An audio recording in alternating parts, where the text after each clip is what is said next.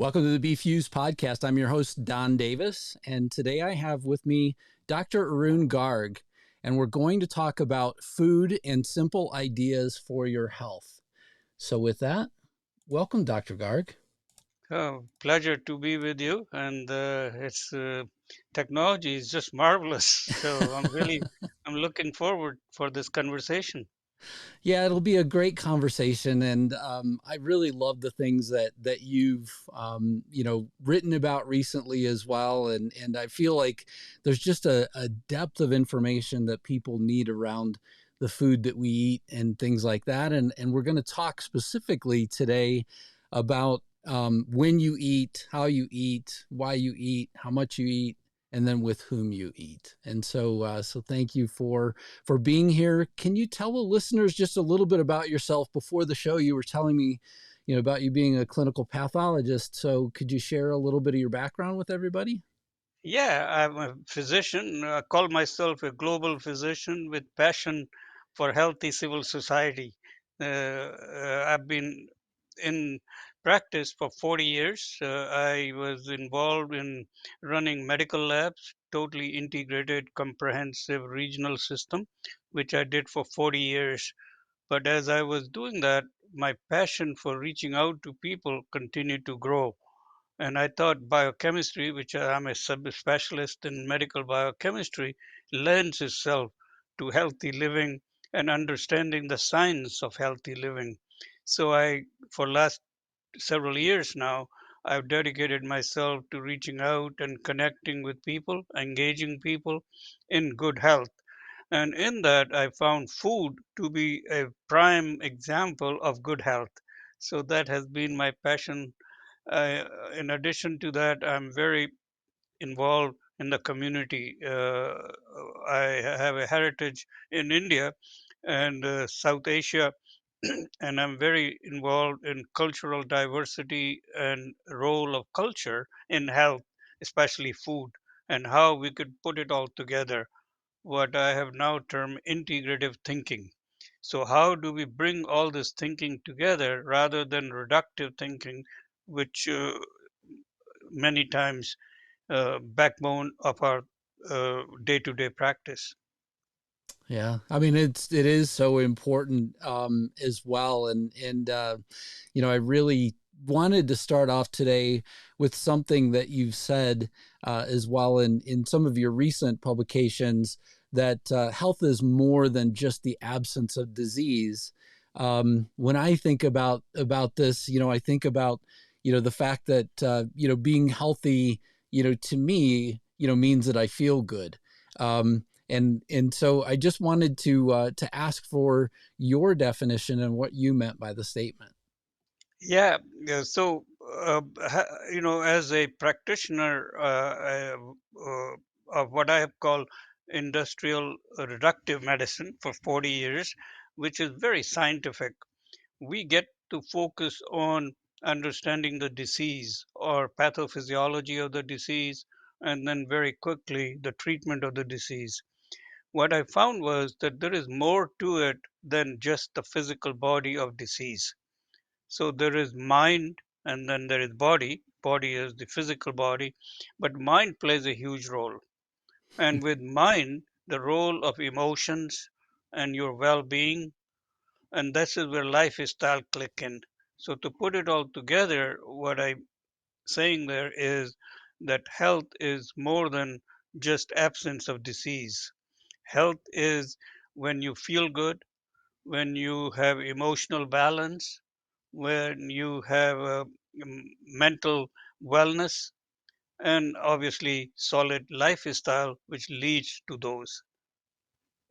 Yeah, and where my mind keeps going as well is that I know, at least based on just my own experience overall, that the when I get into a position where I'm not eating right, or I'm not sleeping right, and I'm not, maybe meditating, or, just thinking through, the different areas of my life that help me sort of decompress a lot of the things that happen, that's where my mind goes with this statement about, just really having your health be more than just the absence of disease, because the reality that I've seen in next generation sequencing tests as well is that, frequently people have, cancer cells inside of their body. They're not growing tumors because of, kind of the state that that particular individual's in. And to think about these compounding effects, as well, could, overall, lead you towards a position of being, unhealthy. Yeah, absolutely. And I think, as I said before in my intro, though my life was dedicated to practice of very scientific pathophysiology based biochemical medicine, well, what I found was that the health promotion and illness prevention is a huge role in how you think of the disease and how the body kind of get the feedback from the mind, which is different than the brain. And uh, yoga philosophy of, does have some very powerful tools in this. And of that, obviously, meditative state is a big part of it. So I think it's all comes together. I think the key is thinking of the system as a whole. We are part of the nature, the five elements, the senses, how we relate with those senses, all those things play a role in our health. So that's really what I'm talking about when I say um, health is more than just absence of disease. It really is engaging the person totally in their own health and lifestyle. And when you talk of lifestyle, obviously culture, the diversity, the food becomes quite critical. And along with good sleep, friendships, and all those things which are soft, but they do play a big role in health. Yeah. Yeah. I, I as well believe that to be true. Also, so how does food play a role in our overall well-being? Yeah, very good question, Don. And I think there is a long answer, but there is a short answer. So food has a very critical component of what, from a biologist point of view, to provide biological energy. Everything we eat is converted into biological energy so the body can function. So that's the primary role of the food in health. However, how food gets assimilated and how food comes together becomes very important. And that's the point I'm trying to make is that food is more than just what you eat. The issues around how you assimilate this food becomes very important. And from a biochemical point of view, depending on how the combination of the food and how food gets intermixed in the metabolic pathways, we become part of chronic inflammation. And I think that's the key word. So I think your question was how food plays a role in health. So beside biological energy, I think the food, especially the lifestyle related to food, plays a role in chronic diseases or chronic inflammation. And how we could reduce that chronic inflammation, I think, is the key. And we will have some very specific examples, but one key example I always use is glucose or sugars. So depending on how much sugar you eat, that could be very inflammatory in terms of how it affects, how it gets absorbed rapidly, how the proteins get inflamed.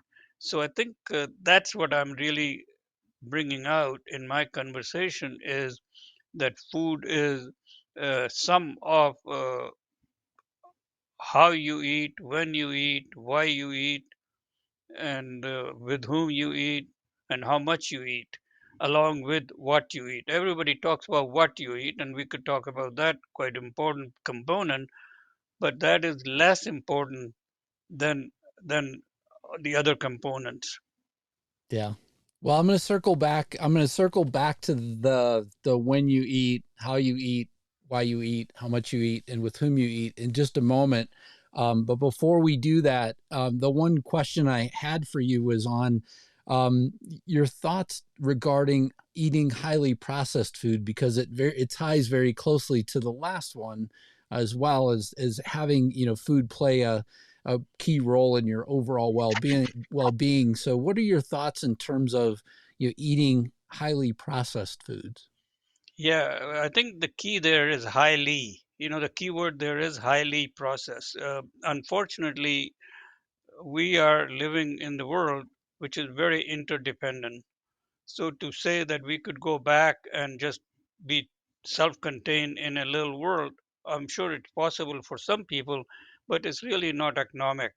So I am not of the mind that you have to turn the clock totally back from processing, but it's the highly processed which is of importance here.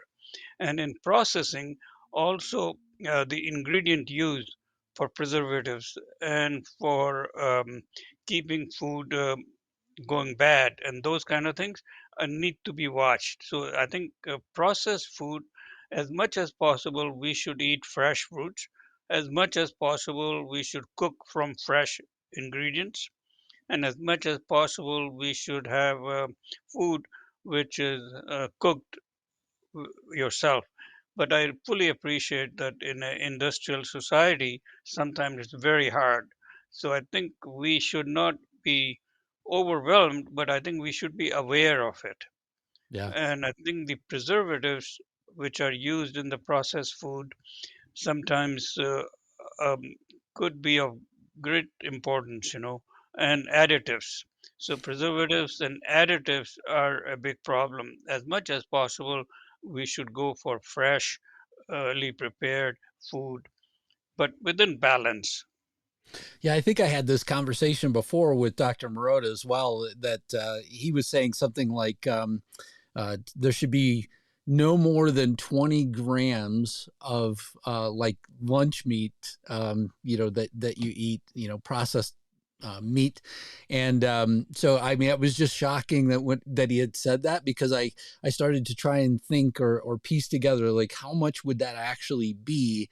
And my best estimate is about a slice, one slice Yeah, of lunch meat, which is not something I've done since I was in grade school. So it was kind of a challenge for me overall to mentally think through that, hey, yeah. lunch meat should not be a part of your diet. So, I think it's the key here is first is awareness. hmm. That be aware what you're sometimes people just eat without even knowing what's in it, right? So I think become a informed consumer is quite important there, and then the balance in terms of processed food and the uh, less preservatives and additives, the better. Yeah.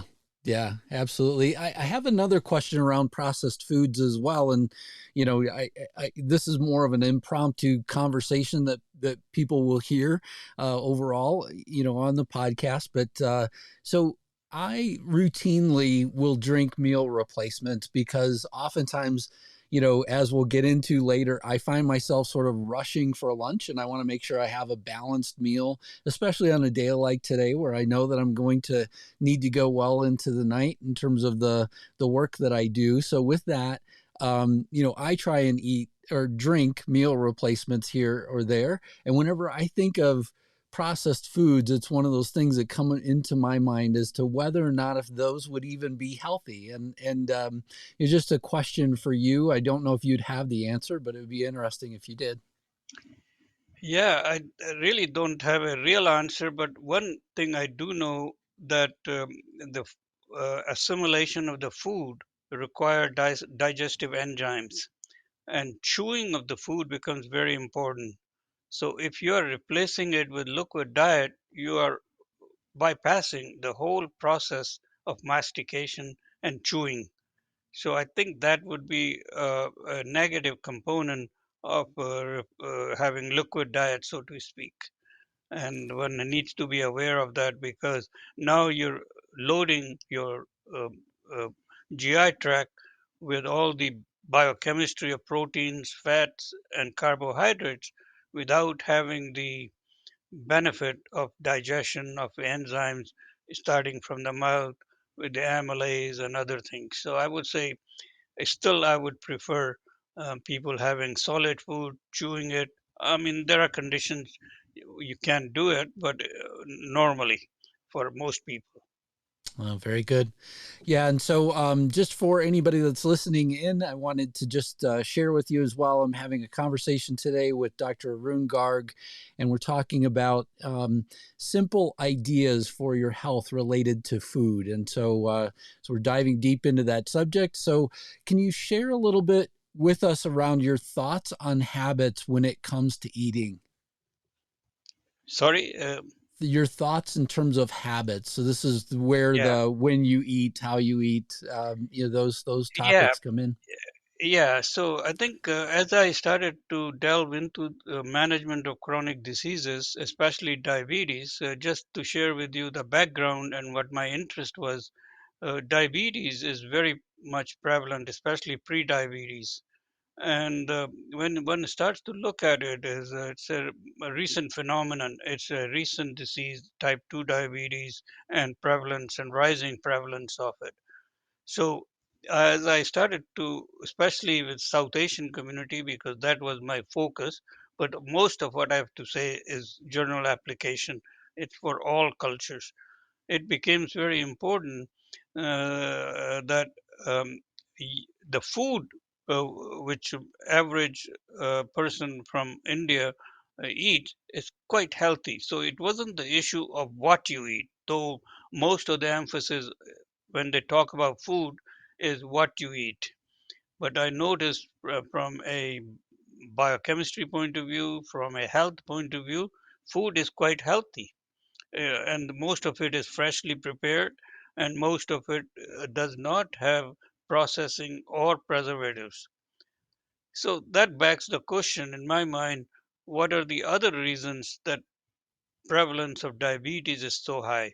So that led me to look into the lifestyle and the lifestyle related components of food, of which the foremost was when you eat.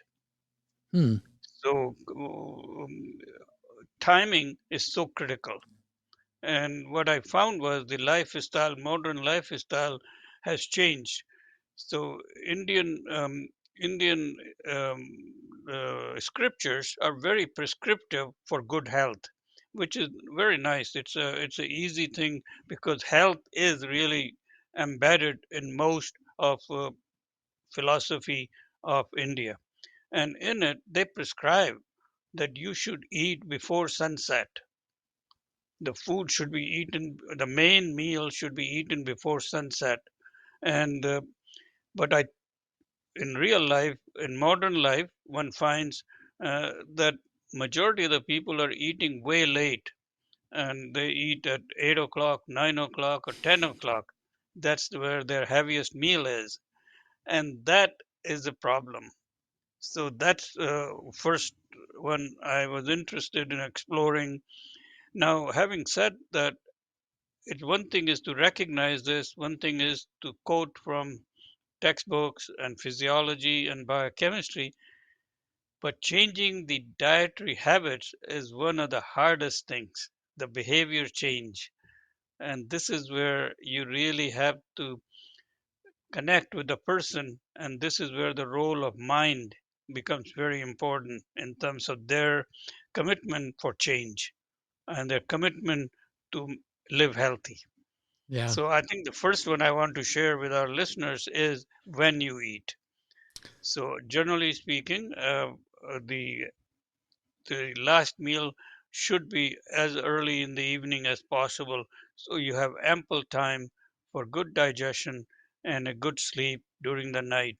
And that makes a huge role in terms of how all the proteins and carbohydrates and fats are absorbed, assimilated, and converted into biological energy or storage energy.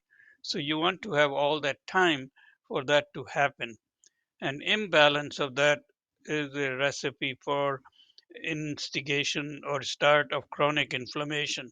So the science of it is really is avoiding any of those things which leads to chronic inflammation. And in the context of diabetes, the insulin resistance is of paramount importance, and that is now linked to some of these dietary habits and inflammatory proteins.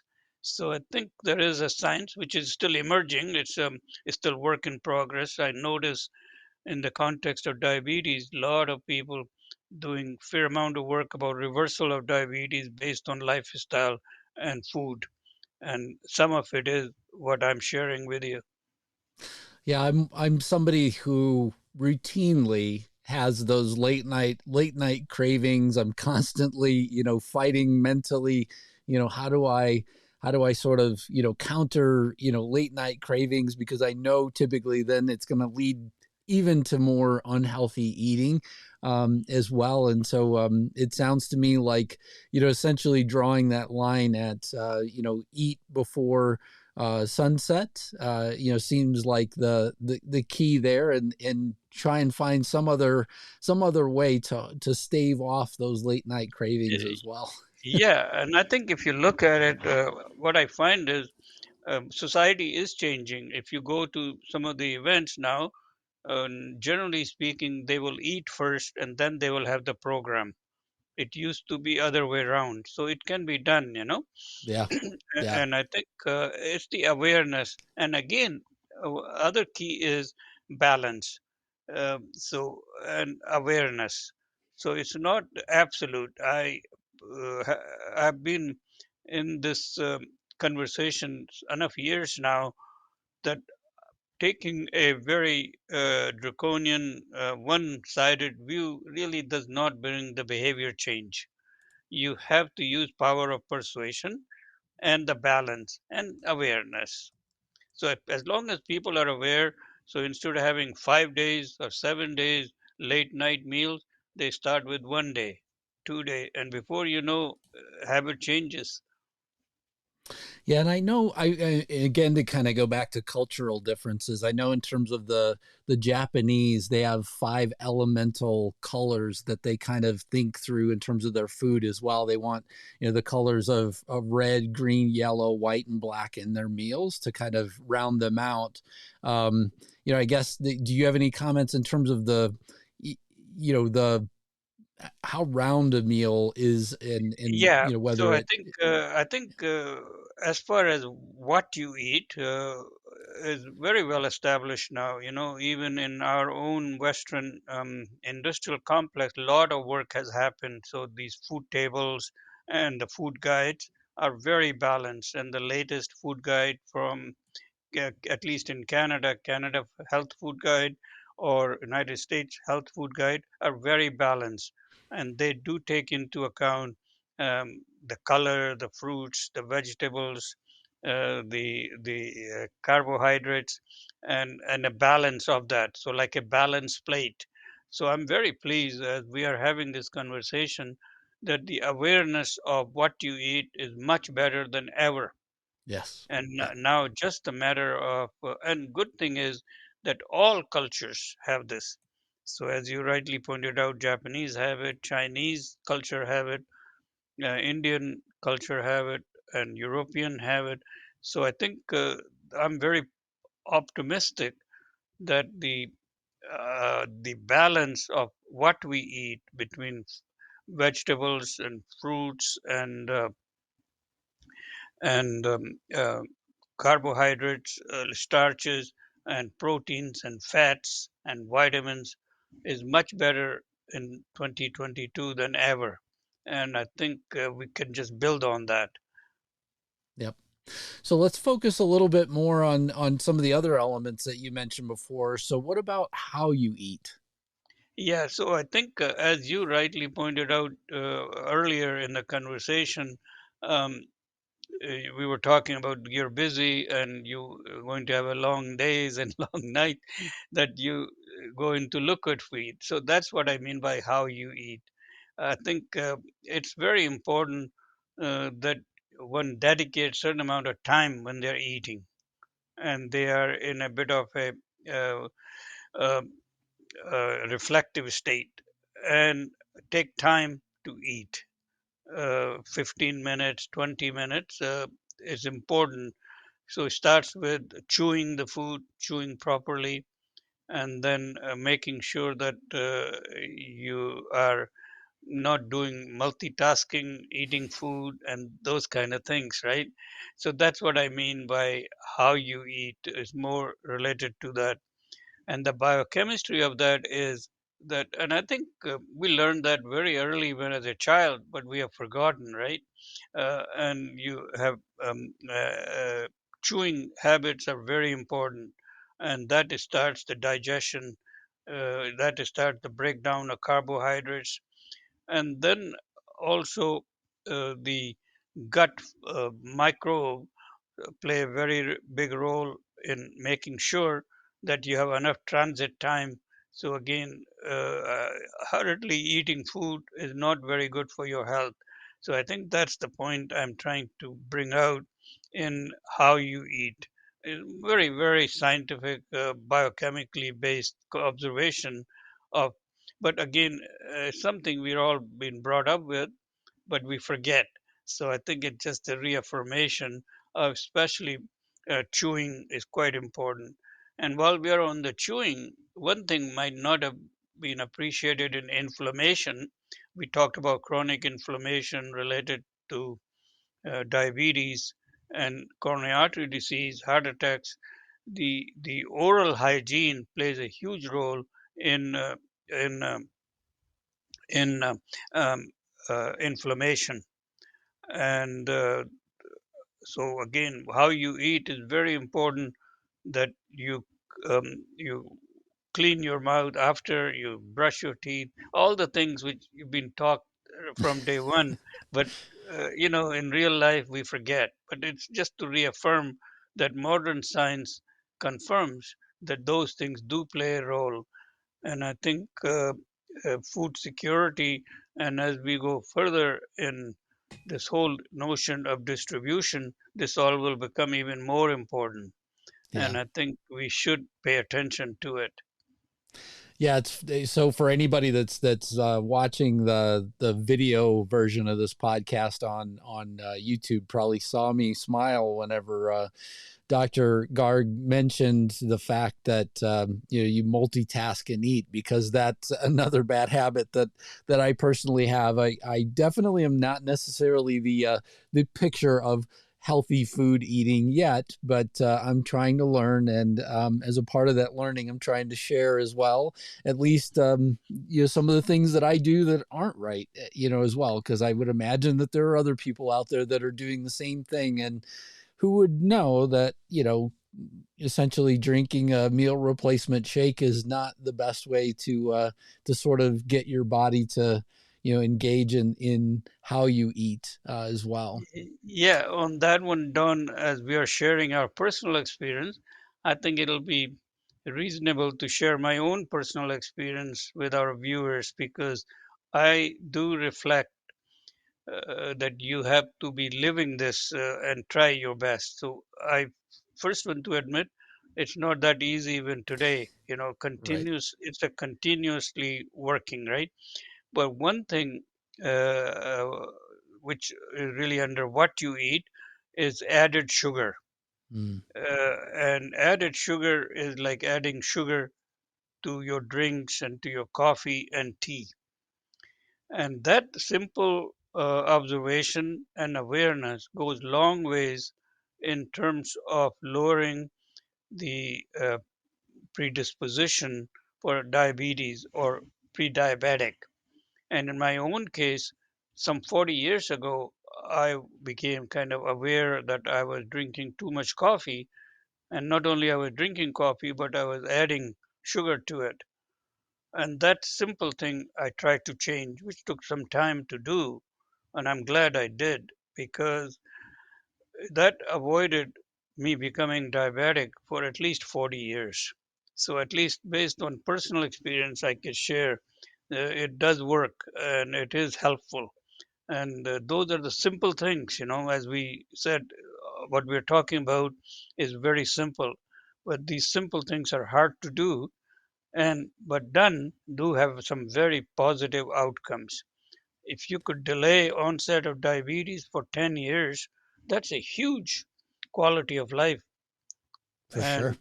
And amount of added sugar plays a huge role in that. So awareness of that goes long ways. Yeah, absolutely.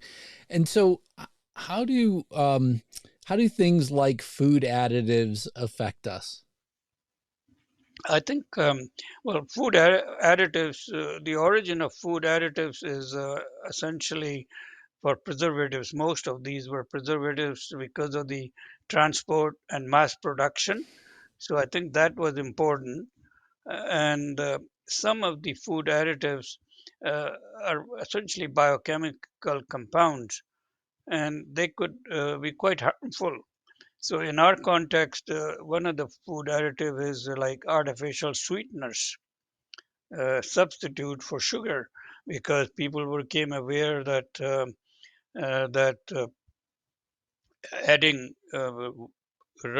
regular white sugar might not be good for you. That maybe we could substitute with non-sugar items. Now evidence is coming over and over again that these very simple biochemicals, which are sweeteners, are quite cumbersome in their own right. Some of them have properties which affect your mind. Some of them are even carcinogenic. Some of them are not very good for your health. So the best thing is to avoid them. Many times we don't fully understand the full nature of the impact of these additives, and sometimes you can't help it. So again, uh, my message is be aware of them and be in balance. So I think out of three meals, if your one meal is fast food, so be it, but others are not, right? And try to get as much vegetables and fresh fruits, and that will go a long ways in overcoming some of this additive uh, impact. Yeah, and in terms of impact, I mean, overall, we're talking about changing the flora in your gut, and essentially, changing the overall balance that your body naturally has. In terms of promoting this capability. I mean, I would assume that whole foods again over processed foods are the better way to sort of you know bring your body back into alignment, if you will, if you're off track. If Is that Yeah, correct? yeah. I think the nice thing about whole foods are that because uh, the biochemicals in whole food are part of additives, or are part of the whole composition of that fruit or vegetable. Mm. So I think you are able to then absorb certain things, micronutrients and vitamins and those things. Otherwise, they could be lost. So I think another benefit of whole food is that you are getting fillers, you are getting certain amount of weight with it, and I think that goes long ways compared to chemicals if you just add. And that's what, like, simple sugar is pure glucose and fructose, sucrose, right? Whereas when you eat that sugar in fruits, you're getting with this um, fiber, you're getting with it uh, other nutrients, and the sugar is not in the form of sucrose. There is sucrose, but the sucrose is complex with other chemicals. So the absorption is different. And this is where microtomes come, and how the bacteria in the body then look at that and develops a symbiotic relationship, which is then disturbed if you just replace all that with simple chemicals. So I think that's something to keep in mind.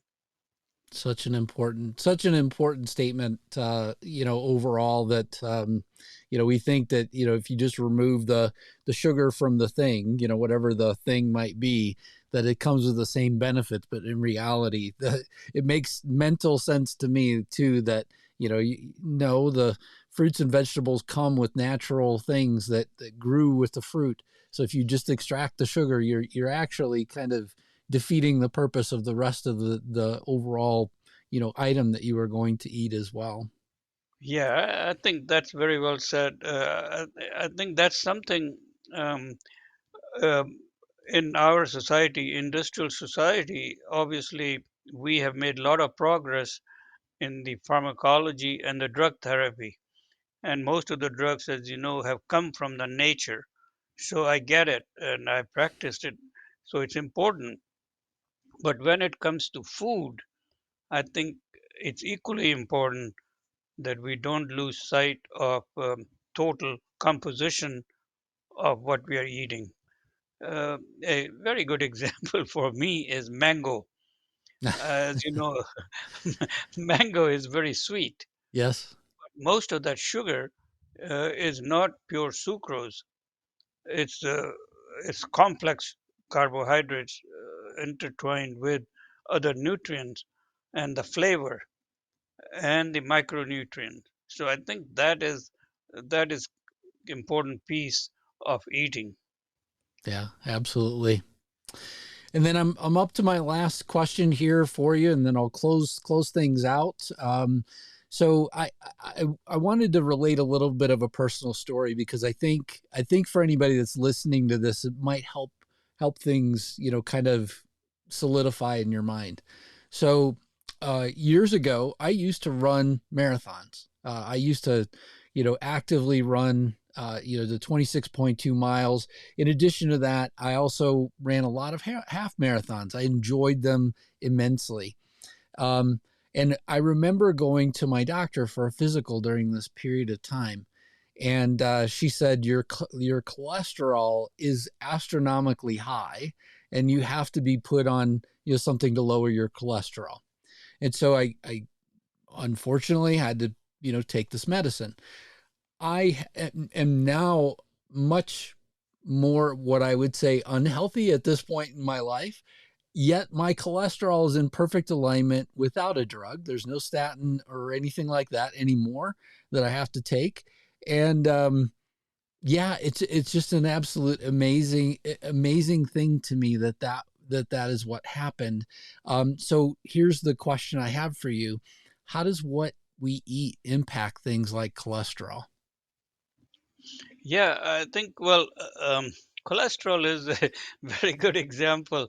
Um, uh, Most of the cholesterol is made in body itself too. So when you have high cholesterol, it's how other fats is getting metabolized, and and very little what you eat really increase or decrease your cholesterol. It's the metabolic activity you have which controls cholesterol. That's why now the modern hypothesis on cholesterol and drugs is come long ways. 20, 30 years ago, the general statement was, yeah, your cholesterol is high, you go on statins. Now doctors are saying, well, let's look at it, what else is happening. If you don't have other inflammatory diseases, if you don't have other secondary diseases, maybe we should, that having a high cholesterol is not the real culprit. Is the state of how cholesterol gets metabolized is the culprit. So I think our understanding is getting better in terms of food and the circulating cholesterol. Uh, Again, balance is important. If you're eating so much um, uh, uh, cholesterol, saturated fats, uh, uh, meat, and those things, that's a different story. But when you eat in balance, the diet plays a minimal role in your circulating cholesterol. What it does play is the state of cholesterol, or what we call oxidative cholesterol, which plays a role. So I think that's what we need to watch, is what happens to cholesterol after it gets into the cell, and whether it's in the inflammatory state or regular. So I think it's a complex equation of how cholesterol causes atherosclerosis, how cholesterol causes the vascular diseases. But I think in terms of food, I would go back to is the balance. A balanced meal, which is rich in fruits and vegetables and has certain components of fat. You have to have fat because uh, body does need that for biological energy. But in a balance, I think is reasonable and does not affect your cholesterol. Wow. Yeah, I mean, so amazing, and I really do appreciate the conversation that we got to have today, overall about food and the simple ideas for your health. Thank you, Dr. Arun Garg, for being here. I greatly appreciate your time for sharing with us just so much. Thank you very much. Pleasure is mine. As I said, these are just simple ideas. An idea really is balance and awareness, and that goes long ways in having this conversation. Thank you again for the opportunity. Yeah, thank you. So, for anybody that wants to learn more, please go to www.projecthealthyhuman.ca.